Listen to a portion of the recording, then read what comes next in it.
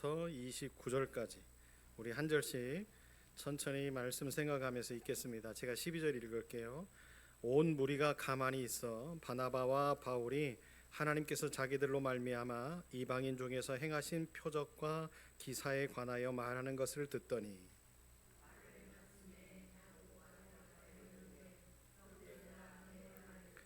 하나님이 처음으로 이방인 중에서 자기 이름을 위할 백성을 취하시려고 그들을 돌보신 것을 시몬이 말하였으니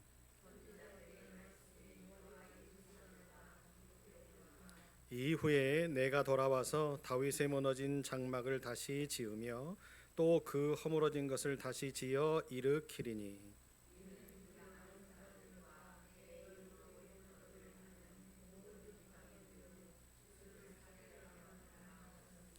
즉 예로부터 이것을 알게 하시는 주의 말씀이라 함과 같으니라.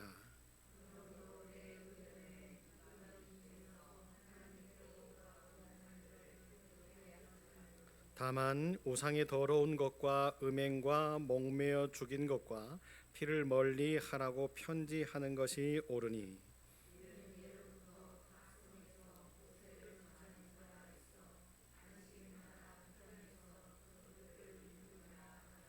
이에 사도와 장로와 온 교회가 그 중에서 사람을 택하여 바울과 바나바와 함께 안디옥으로 보내기를 결정하니 곧 형제 중에 인도자인 바사바라 하는 유다와 실라더라.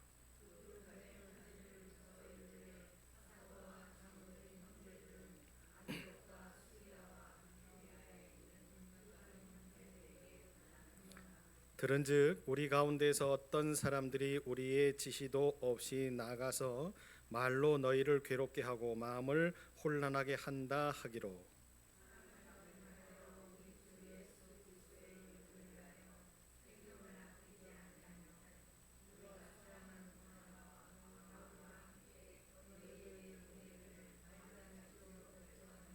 그리하여 유다와 실라를 보내니 그들도 이 일을 말로 전하리라.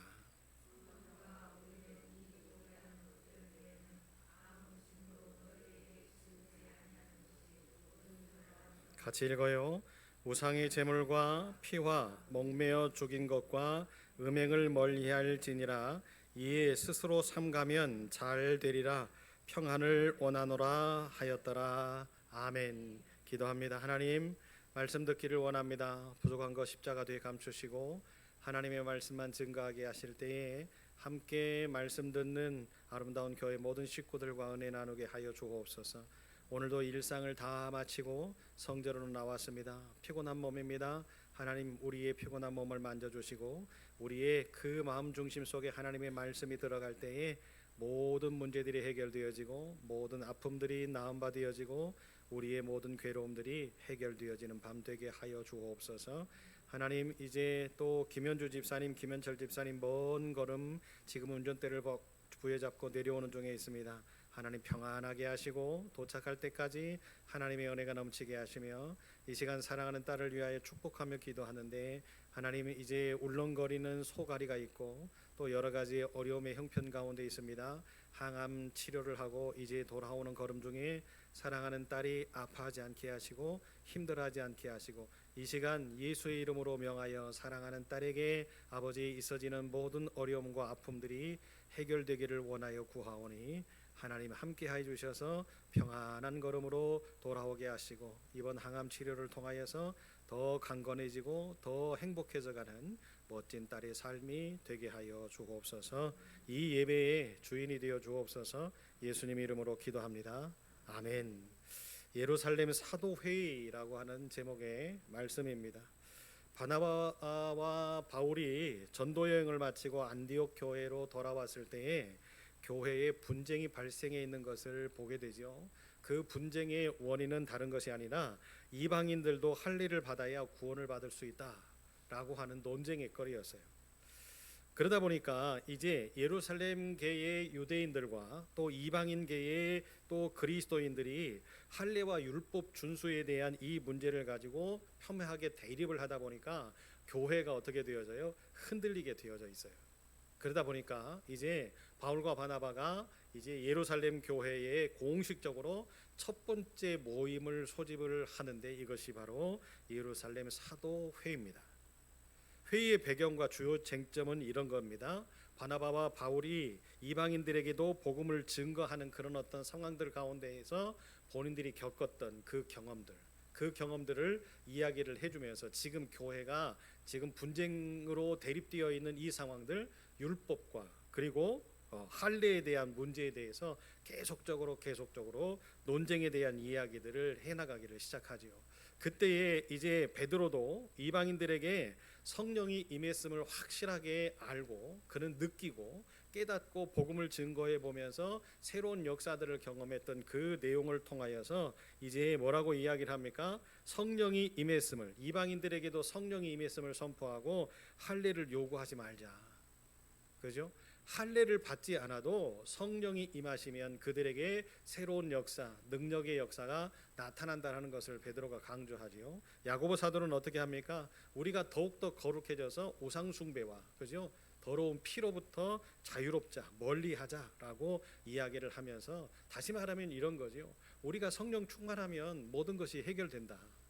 우리가 할례를 받지 않아도, 할례를 받아도 그것이 성령 충만한 거와는 아무런 관계가 없지 않느냐. 그러니까 할례를 받은 사람이든지 할례를 받지 않는 사람이든지 성령 충만하면 하나님께서 모든 것을 다 해결하시니 우리 안에 들어있는 예수 그리스도의 영을 통하여서 우리가 새롭게 회복되자라고 강조를 했던 것이 바로 예루살렘 사도회의죠. 그런데 놀라운 사실은 이 회의를 통해서 이방인들에게 율법을 강조하지 않게 되어지는 것이 결의가 됩니다. 그러니까 이방인들에게 더 이상 율법이라고 하는 그런 부분들 때문에 올고매는 일들을 하지 말자.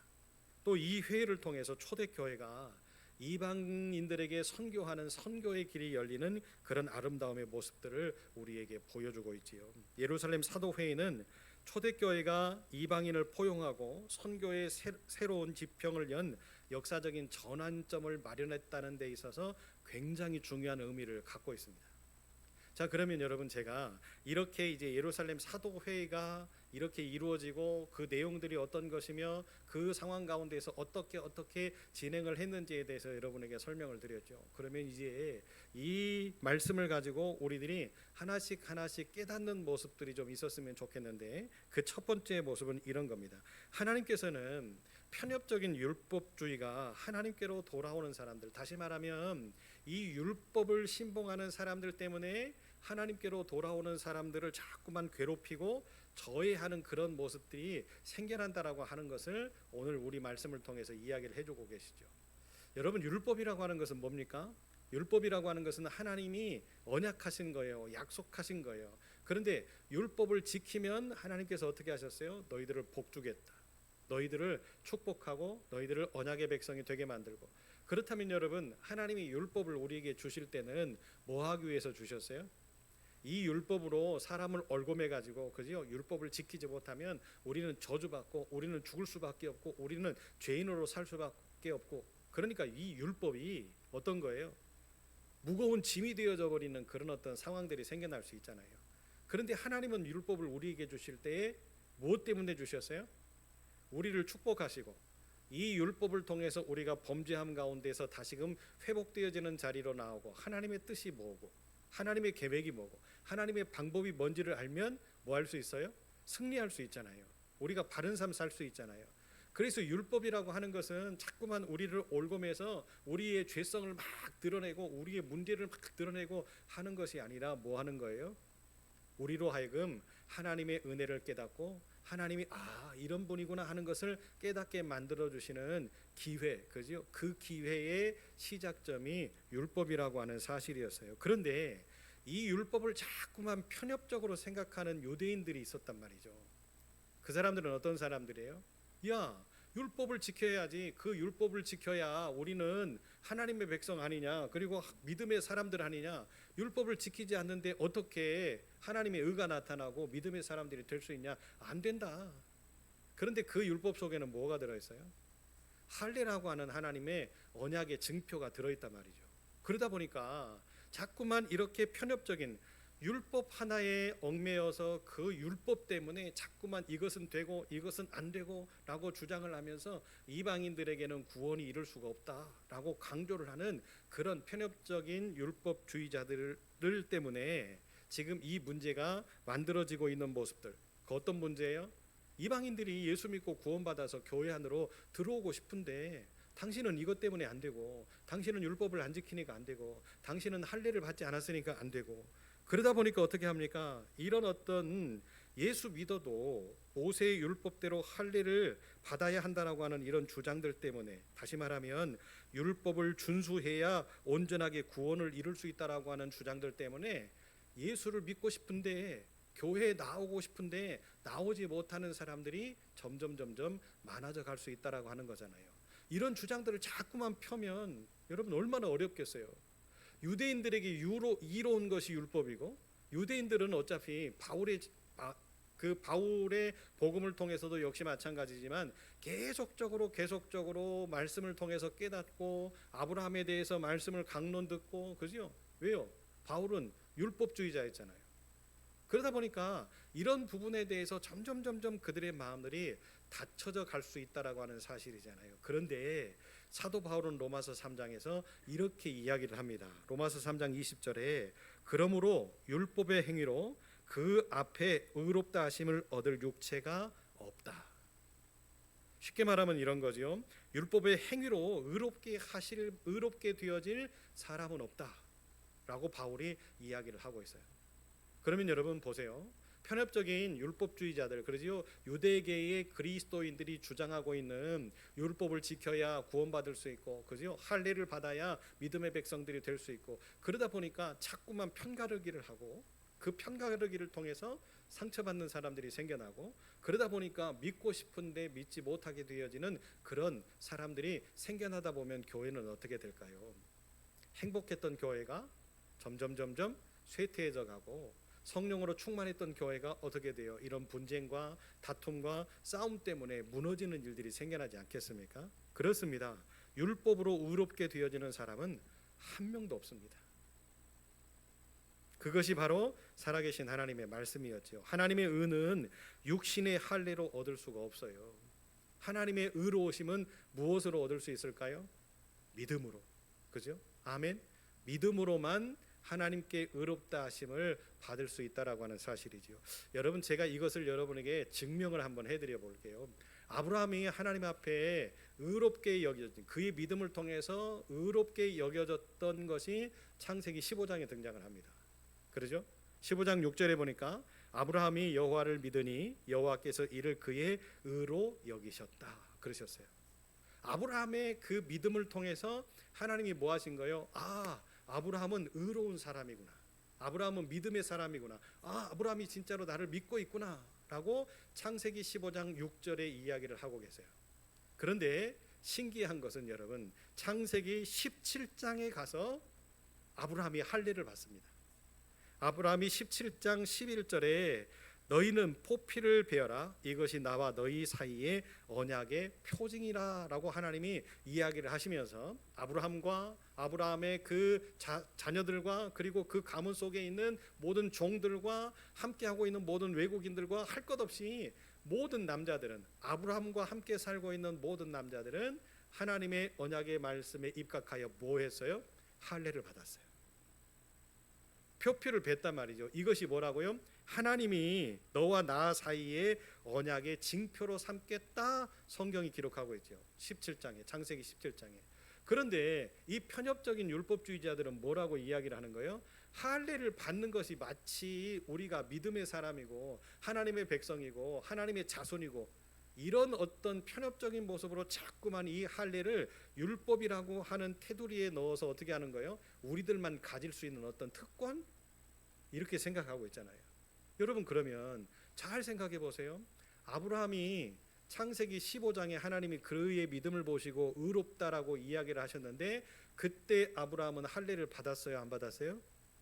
안 받았잖아요. 창세기 17장에 가서 아브라함이 그때 비로소 할례를 받았단 말이에요. 그러면 하나님이 아브라함에게 믿음으로 의롭다 여겼다라고 한 이 말씀은 불법적인 겁니까? 아니잖아요. 왜 그래요? 잘 생각해 보세요. 아브라함이 창세기 15장에서 믿음으로 의롭다함을 받고 17장에서 할례를 받는 15장과 17장의 사이는 14년에서 15년이라고 하는 시간의 여유가 있어요. 그러니까 아브라함이 하나님께 의롭다 하심을 인정받을 때에 아브라함은 할례를 받지 않았단 말이죠. 그리고 나서 14년 15년이 지나고 난 다음에 할례를 받았어요. 그렇다면 여러분, 율법은 뭘까요? 하나님이 우리에게 주신 그 율법은 이 편협적인 율법주의자들이 강조하는 이 말씀을 그 믿음의 조상 아브라함에게 비춰볼 때에 율법은 뭐예요? 우리의 죄를 깨닫게 하고, 그러죠? 우리가 오직 믿음으로 구원에 이를 수 있다라고 하는 증표라고 하는 사실을 우리에게 말씀해주고 있는 거잖아요. 마치 율법이 대단한 어떤 무언가, 우리가 그 율법을 지킴으로 인해 우리는 의인이고 우리는 믿음의 백성이고, 그런 어떤 모습으로 율법이 우리에게 무언가 이로움을 주는 그런 것이 아니라 뭐 하는 거예요? 율법을 통해서 하나님은 우리가 내가 죄인이었구나 하는 것을 깨닫고 다시금 하나님께로 돌아오고, 또한 오직 믿음만이 우리를 구원할 수 있다라고 하는 확신, 아브라함을 통해서 말씀하고 있잖아요. 그렇다면 사랑하는 여러분, 이 말씀 속에 우리는 답을 찾아야 되죠. 그게 뭡니까?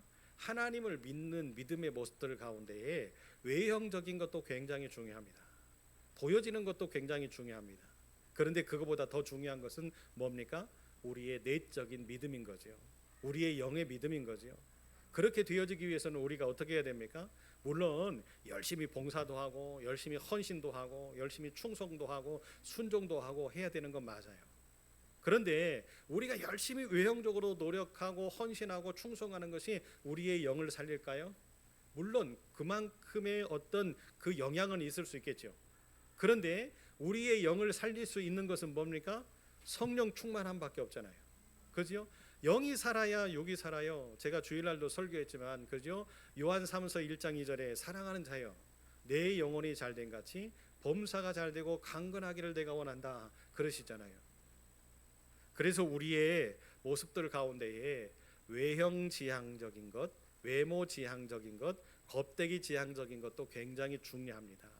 그런데 그것만 가지고는 우리의 영이 살 수 없고 우리의 영이 행복해질 수 없고 우리가 영적인 열매를 맺는 그리스도인이 될 수 없어요. 그러려면 뭐 해야 됩니까? 오로지 믿음 안에서, 그죠? 그 믿음 안에서 우리가 몸부림치고 살려고 우리가 더 노력을 하고 기도를 해야 되는데, 그때 성령이 우리에게 임하셔서 우리를 새롭게 만들어 주신다는 거죠.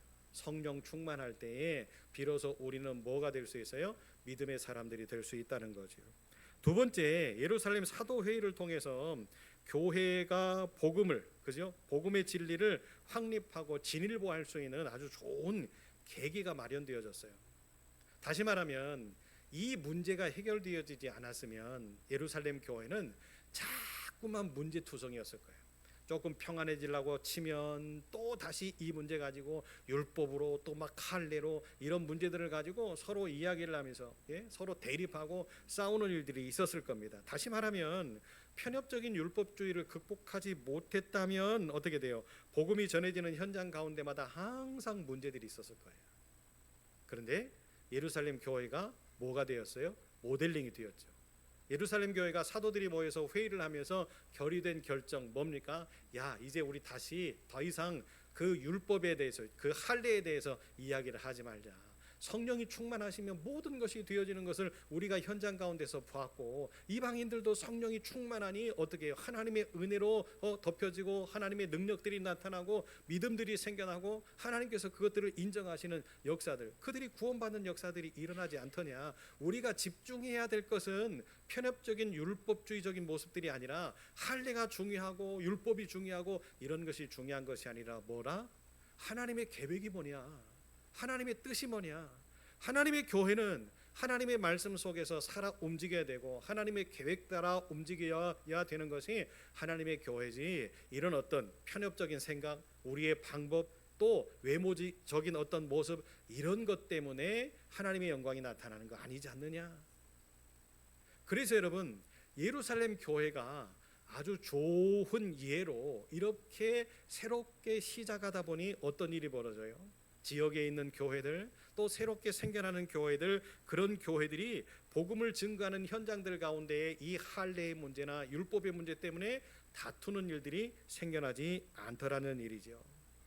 사랑하는 여러분, 교회가 본질적인 일에 집중해야 된다라고 하는 것을 오늘 우리에게 이야기를 해주고 계시죠. 비본질적인 문제를 가지고 교회가 자꾸만 이야기하고 그 비본질적인 문제 때문에 자꾸만 이것이 옳다 저것이 옳다 주장을 하다 보면 교회의 본질은 뭐예요?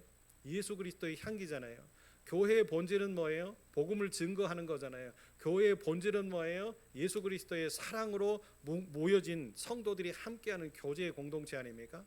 그런데 이런 본질적인 어떠한 모습에서 자꾸만 벗어나고 비본질적인 모습, 지금 아까도 예루살렘 교회가 그 비본질적인 모습들 뭐 때문에요? 할례를 받아야 믿음의 백성이 될 수 있고 구원의 백성이 될 수 있고, 성경이 어디에 그런 내용이 나와 있어요? 그렇잖아요.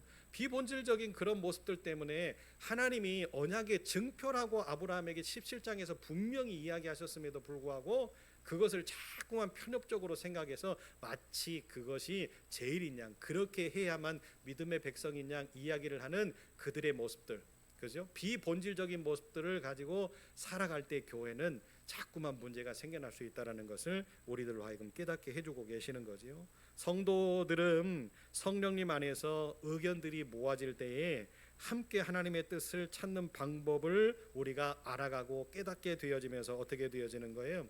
하나님께 영광이 되어지고 하나님의 기쁨으로 나아갈 수 있는 거죠. 그러려면 어떻게 됩니까? 내 생각을 내려놓고 내 뜻을 내려놓고 내가 아무리 옳다고 생각을 하고 내가 아무리 하는 방법이 지금까지 옳았다고 해도 이것이 하나님의 영광을 가로막는 그런 일이라고 한다면 내려놓을 줄 아는 은혜, 포기할 줄 아는 은혜, 그런 은혜들이 있을 때에 하나님의 교회는 행복할 수 있다. 아멘. 여러분, 저와 여러분이 실천해야 될 덕목이 바로 자기 비움입니다. 욕심을 가지면, 우리의 욕심을 가지면, 제가 이따가도 말씀드리겠지만 우리의 욕심과 우리의 생각을 가지고 그것들을 주장하고 그것들을 자꾸만 펼치려고 하다 보면 상처받는 일들이 생겨나겠죠. 그 상처받는 일들을 통해서 우리는 어떻게 합니까? 사람들을 모으고 내 얘기를 들어봐, 내 생각에는 이런데 그래? 궁짝이 맞는 사람들이 또 모여서 어떻게 합니까? 그 이야기를 논하다 보면 당을 짓게 되어지는 일들이 생겨나게 되어지고, 그러다 보면 어떻게 되어져요? 교회가 2분화 되어지고 3분화 되어지고 4분화 되어지고, 그러면서 하나님의 교회가 갈라지는 것 아니겠어요? 인간의 욕심, 사람의 그 어떤 욕망 때문에 하나님의 길이 멈춰서는 순간 교회는 문제가 생겨나는 거예요. 그래서 여러분, 모든 율법을 지키는 사람은 아무도 없습니다. 율법을 지키지 않으면 모두가 다 형벌을 피하기가 어렵죠. 그래서 하나님은 율법을 지켜야만이 아니라 은혜로 구원을 주기로 작정을 하신 거예요. 그래서 여러분, 우리가 받는 이 구원의 기쁨은 무엇으로 만들어진 거예요? 나의 의로움으로? 내가 잘나서? 내가 행복해서 나는 다 의롭게 삽니까?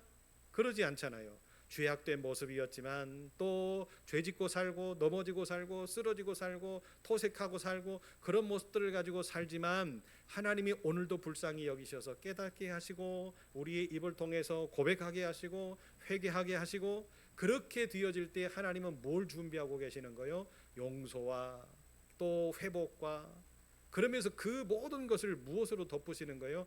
하나님의 은혜로 덮으실 준비를 하고 우리를 기다리시는 거지요. 그래서 여러분, 구원의 열매는 하나님의 은혜로 되어지는 거예요. 내가 막 잘해서요? 여러분, 예수 그리스도를 우리에게 보내신 그 이유가 뭐예요? 내가 잘해서 예수 그리스도가 내 안에 오셨어요? 죽을 수밖에 없는 나를 살리시기 위해서 이 땅에 오신 것이 내가 막 잘나가지고, 그죠? 내가 막 잘생겨가지고 내가 뭔가 하나님의 뜻을 막 이룰 것 같고 그런 어떠한 모습 때문에 주님이 나에게 오셨어요? 하늘 보자 버리시고? 그러지 않잖아요. 예수 그리스도가 이 땅에 오신 것이 하나님의 은혜 아닙니까? 예수 그리스도가 내 안에 오신 것이 하나님의 은혜 아닙니까? 하나님의 은혜 아니고서는 우리가 헤아릴 수 없는 거, 이거를 어떻게 설명할 거예요? 모든 것이 다 하나님의 은혜 가운데에서 되어졌다. 그렇기 때문에 여러분, 교회는 어떻게 해야 됩니까? 바른 신학을 정립해야 되는 거예요. 하나님을 섬기는 이 학문적인 어떠한 모습들을 바르게 정립해야 돼요. 요즘 교회들이 너무나 비본질적인 모습들을 마치 하나님의 말씀인 양 이야기를 하면서 사람들을 현혹시키고 성도들을 현혹시키는 그런 일들이 비일비재하게 많이 생겨나고 있잖아요. 그죠? 얼마 전에 어떤 목사님이 선거법 위반으로 구속이 되셨어요. 구속이 되셨는데 왜 우리 목사님이 구속이 되어져야 되느냐, 이거 종교 탄압이다, 이렇게 이야기를 하면서 막 피켓을 들고 항의를 하고 막 미국에다가 막 요청을 하고, 어떤 유튜브에는 그 목사님을 옹호하면서 그 무리들을 옹호하면서 막 이야기를 하는 내용들이 난무하더라고요. 그런데 제가 설교를 들어봤어요. 그 목사님의 설교를 들어봤어요. 설교를 들어봤는데 비본질적인 말씀들이 너무 많은 거예요. 이게 유튜브를 타고 있으니까 제가 뭐 길게는 설명을 하지는 않을 겁니다만은, 그러나 중요한 건 뭡니까? 말씀 가운데에 하나님의 뜻을 빙자한 세상적인 언어들, 세상적인 그 모습들, 사람들을 꿰어서 사람들의 생각들을 모아서 마치 뭔가를 하려고 하는 응집력 있는 그런 것들을 만들어내려고 하는 그런 쇼맨십의 모습들이 그 예배 가운데 있어요. 그 설교 가운데 있어요. 바른 신학을 정립해서 교회와 함께 살기를 원하고 하나님의 백성들과 함께 살기를 원해서 더 온전한 하나님을 향해서 하나님을 섬기기를 위해서, 하나님을 믿기를 위해서, 하나님의 말씀을 선포하기 위해서 그런 어떤 목적 있는 모습을 하나님의 교회들이 만들어야 되는데, 그렇게 만들지 못하는 모습들, 그러다 보니까 성도들이 진리 안에서 자유를 누리지 못하고 복된 신앙생활을 할 수 없게끔 만드는 그런 일들이 비일비재하게 많이 일어나고 있는 세대가 지금의 세대라는 거죠. 왜 그래요? 이거를 온전하게 깨닫지 못하기 때문에 그래요.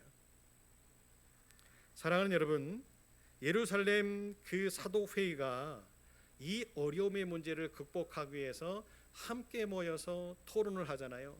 토론을 할 때 여러분, 또 다 정확한 이야기를 한다고 그것을 다 수용했을까요? 반대되는 세력들도 분명히 있었겠지요. 항의하는 세력들도 분명히 있었겠지요. 편협적인 율법주의를 가지고 있는 사람들은 바울의 사도성을 확 논하기도 했을 거고, 왜 당신도 율법주의자였는데 왜 그러냐, 이렇게 이야기도 했을 거예요. 그런데 바울에게는 뭐가 있어요?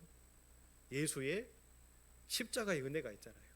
다메섹에서 예수를 만났고 그 예수를 통해서 신비한, 이제 눈을 뜨고 신비한 세계를 경험하게 되어지고, 그러면서 성령을 경험하게 되어지고, 그러니까 어떻게 되어지는 거예요? 율법을 신봉했던, 어릴 때부터 율법을 배우고 율법을 강론하고 그 율법을 지키기 위해서 예수 그리스도를 믿는 사람들을 잡아 죽이려고 돌아다니면서 스데반 집사를 돌로 쳐 죽이기까지 했던 사울이라는 청년이 예수 만나고 십자가의 도가 가슴에 새겨지니 성령 충만해지니 어떻게 되어지는 거예요? 그의 고백처럼 나는 이 모든 것을 다 배설물과 같이 여기면서 버린단 말이죠. 나는 오늘도 죽는데 누구를 위해서 죽어요? 주를 위해서 죽는다. 내가 살아도 주를 위해서 살고 죽어도 주를 위해서 죽는 그런 믿음의 사람이 되기를 소망하는 바울의 그 고백과 선포를 통해서 여러분, 얼마나 많은 복음의, 그죠? 그 복음의 빚진 자의 헌신과 그 사역을 통해서 얼마나 많은 죽어져가는 영혼들이 돌아옵니까? 그러니까 그런 확신이 있으니까 어떻게 하는 거예요? 증거하는 거예요. 그런 확신이 있으니까 어떻게 하는 거예요? 로마에 가서 본인이 죽을 걸 알면서도 어떻게 하는 거예요? 그 로마로 향해 가기 위해서 그렇게 부더니도 애를 쓰잖아요. 얼마나 많은 환난을 당합니까? 얼마나 많은 어려움을 당합니까? 죽을 위기도 경험하지요. 감옥에 갇히기도 하지요. 그런데 바울은 어떻게 합니까? 내 안에 계신 예수 그리스도가 있기 때문에, 성령으로 충만케 하시는 은혜가 있기 때문에 죽음의 위기도 두렵지 않고, 감옥에 갇혀 있어도 찬양하고 기도하고 하나님을 놓치지 않는 그런 모습들을 가지고 살다 보니 결국에 어떤 일이 벌어져요? 바울을 욕하고 바울을 핍박하고 바울이 거짓 사도라고 주장하고 했던 모든 사람들의 생각들이 바뀌게 되어지는, 누가 하셨을까요? 누가 하셨을까요? 하나님이 하셨어요. 할렐루야. 뭘 보시고? 바울의 믿음을 보시고. 사랑하는 여러분, 구원은 믿음으로 말미암아 이루어집니다. 율법으로 뭐 어떤 우리가 할례를 받아서 아니면 우리가 어떤 막 충만한 뭔가 신비로운 어떤 계시를 받아서 이루어지는 것이 아니에요. 그런 어떤 현혹적인 모습에 속아서는 안 된다라는 사실을 오늘 성경이 이야기를 하고 있지요. 우리는 두 가지의 말씀을 여기서 기억했으면 좋겠어요. 첫 번째로 유대에서 안디옥 교회로 내려온 사람들은 자신들의 목적들을 이루기 위해서 자꾸만 행동을 합니다. 그 사람들이 아까 이야기했던 유대인들, 그죠? 유대인들 가운데에 율법적인 부분들을 강조했던 그리스도인들이 바로 그런 사람들입니다. 그런 사람들은 뭡니까? 하나님의 나라를 구하기보다는 자신들의 생각들을 자꾸만 관철시키고 우리가 지금까지 믿어왔던 율법, 그죠? 그 율법이 뭡니까? 이렇게 살고 이렇게 살아야 되고 이런 모습들을 가지고 살아야 되고, 그러면서 그들이 고집스럽게 강조하고 있었던 건 뭐예요? 이방인들은 구원받을 수 없고, 그죠? 그러면서 자꾸만 새롭게 역사하시는 성령의 은혜들, 성령께서 말씀하시는 것들을 귀담아 듣지 못하고 지금까지 행해왔던, 살아왔던, 자신들이 지켜왔던 그것이 정답인 줄만 알고 자꾸만 그것을 고집하고 강조했던 사람들. 그러다 보니까 어떻게 돼요? 그들을 통해서 하나님의 교회가 문제가 생겨나잖아요. 아픔이 생겨나고 자신들의 삶을 뒤돌아볼지를 모르니까 어떻게 되어지는 거예요? 성령의 역사하심을 통해서 새롭게 되어진 사람들이 상처받고, 그들이 상처받으니까 어떻게 하는가? 교회를 떠나게 되어지고, 그러다 보니까 교회는 힘을 잃어가게 되어지고. 사랑하는 여러분, 우리도 신앙생활을 하면서 하나님의 나라의 의를 구하기보다 우리의 어떤 목적, 우리의 뜻, 우리의 잘됨을 구하고 살고 있지는 않은지 한번 뒤돌아보셨으면 좋겠어요. 또 하나, 우리가 신앙생활을 오래 하다 보면 우리도 모르게, 나도 모르게 내 모습에 습관적으로 배어지는 것들이 있어요. 언어적인 모습도 그렇고 행동적인 모습들도 그렇고, 이런 모습들은 어떻게 만들어져요? 교회 속에서 이제 봉사를 하게 되어질 때에 어른들을 통해서 배워오는 그런 모습들이 있잖아요. 그죠? 예전에 어른들은 어떤 모습으로 헌신하셨어요? 참 힘들고 어렵게 사니까, 그죠? 힘들고 어렵게 사는 중에 전략하고 아끼고 그런 모습들을 가지고 어떻게든지 헌신하는 그런 모습들, 그러면서 그런 것들을 대물림해주고, 그러다 보니까 지금 시대가 이렇게 그 새롭게 변화되어지고 이제는 AI 시대가 되어지고 그랬는데도 불구하고 교회의 전통적인 모습이라고 이야기를 하면서 자꾸만 예전에 했던 모습들을, 과거에 했던 모습들을 이런 모습으로 봉사해야 돼, 왜 젊은 사람들이 그렇게 안 해? 라고 이야기를 하다 보면 교회들이 어떻게 될까요? 교회 안에 새로운 문화와 새로운 방식과 새로운 봉사와 헌신을 가지고 하고 싶은 사람들이 교회의 전통이라고 하는 문화의 봉사와 헌신과 부딪힐 때 어떤 현상들이 만들어질까요? 교회 속에서 봉사하고 싶을까요? 왜요? 젊은이들은 예전에 어르신들이 했던 봉사의 모습과 헌신의 모습도 좋지만 지금적인 시대적인 상황에서는 이렇게 했으면 좋겠고, 이렇게 하면 더 효율적이고, 이렇게 하면 더 행복해질 수 있을 텐데 라고 하는 생각들을 가지고 있는데, 어른들이 자꾸만 그런 생각들을 누르고 안 돼, 이 방식대로 해야 되고 이렇게 해야 되고 라고 한다면 젊은이들이 헌신하고 싶을까요? 어른들과 함께 옆에서 봉사하면서 아이고 권사님, 참 권사님이 계셔서 행복합니다, 이렇게 이야기를 할 수 있을까요? 쉽지 않겠죠. 그래서 여러분, 우리 안에 역사하시는 성령의 불을 점검해 보셔야 돼요. 우리가 성령의 불을 받을 때, 불 받을 때 그때의 우리의 모습을 한번 점검해 보셔야 돼요. 그때는 모든 것이 다 순종이었어요. 그때는 모든 것이 다 은혜였고, 그때는 모든 것을 다 할 수 있을 거라고 하는 생각과 감동을 가지고 우리가 주님 앞에 섰단 말이죠. 예배를 드렸단 말이죠. 헌신했단 말이죠. 봉사했단 말이죠. 그런데 점점 시간이 지나면서 이제 성령의 불이 꺼져가기 시작하고, 내 안에 성령의 불이 꺼져가는 그 순간 또 다른 생각의 불이 켜지기 시작하고, 세상의 불, 세상의 욕심의 불, 또 여러 가지의 모습들이, 다른 것들이 침투해지기 시작하면서 뭐 한 거지요? 점점 내가 그리스도 안에서 무언가를 하는 사람이라고 하는 것을 잃어버려 간다는 거죠. 예수 안에서 하는 게 아니라 이제 내 능력으로 하려고 하고, 내 방식으로 하려고 하고, 내 계획대로 하려고 하고. 사랑하는 여러분, 우리가 절대 간과해서는 안 되는 것이 있어요. 바로 교회의 머리는 예수 그리스도라는 거지요. 그리스도의 몸된 교회는 가장 먼저 교회의 머리이신 예수 그리스도께 집중해야 돼요. 이 말은 무슨 뜻이냐? 내가 지금 이렇게 하고 있는 것을 우리 주님이 기뻐하실까? 이게 예수의 방법일까? 이게 예수가 허락하신 길일까를 우리들이 고민해 봐야 돼요. 왜 그래요? 교회의 머리는 예수 그리스도이기 때문에 그래요. 그래서 공생의 기간에 예수님께서 행하셨던 모든 일들, 또 너희도 가서 그와 같이 하라고 말씀하셨던 모든 말씀들 우리에게 강론하시고 사복음서에서 이야기하시고, 그리고 예수님께서 만났던 모든 사람들과 대화하시면서 이뤄냈던 기적의 역사들, 그 모든 것들을 우리도 할 수 있을 것이다라고 이야기하셨던 예수님의 말씀에 집중해야 되는 것이 지금의 교회와 지금의 저와 여러분의 삶이어야 된다는 거죠. 두 번째는 여러분, 우리의 모습들 속에도 아까 편협적인 율법주의를 가지고 있었던 그 사람들, 왜 그 사람들은 이방인들의 구원을 인정하지 못했을까요? 그들의 선민주의 때문에 그렇습니다. 이게 무슨 뜻이냐면, 쉽게 설명하면 이런 겁니다.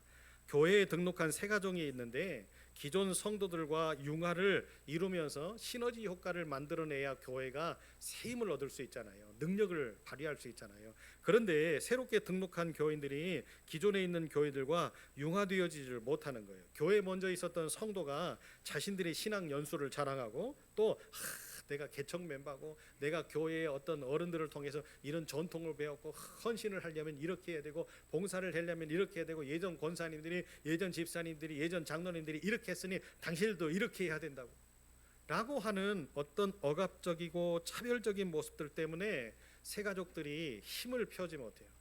저 사람들은 나를 새 가족으로 인정하지 않나? 가족으로 인정하지 않나? 나는 저들의 식구가 아닌가? 이런 생각을 하게 되어지면 어떻게 될까요? 교회에 정착을 할까요? 정착하지 못하겠지요. 이것이 교회들 가운데 없을 것 같지요? 있습니다.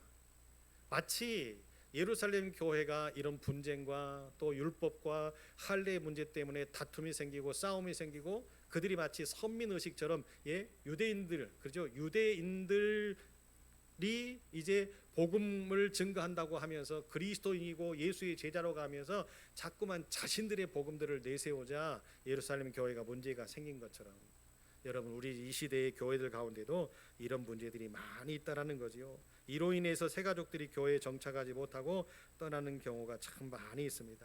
여러분, 선민의식 참 중요한 거지요. 교회를 지켜내는 뿌리고 우리 교회의 핵심이 될 수도 있기 때문에 그렇습니다. 그런데 그것이 교회의 전도와 선교에 큰 걸림돌이 된다면 여러분은 어떻게 해야 될까요? 그것을 버리는 것이 맞지 않을까요? 그것을 내려놓는 것이 맞지 않을까요? 내 마음속에 혹시 그런 생각들이 있다면 여러분 어떻게 해야 될까요?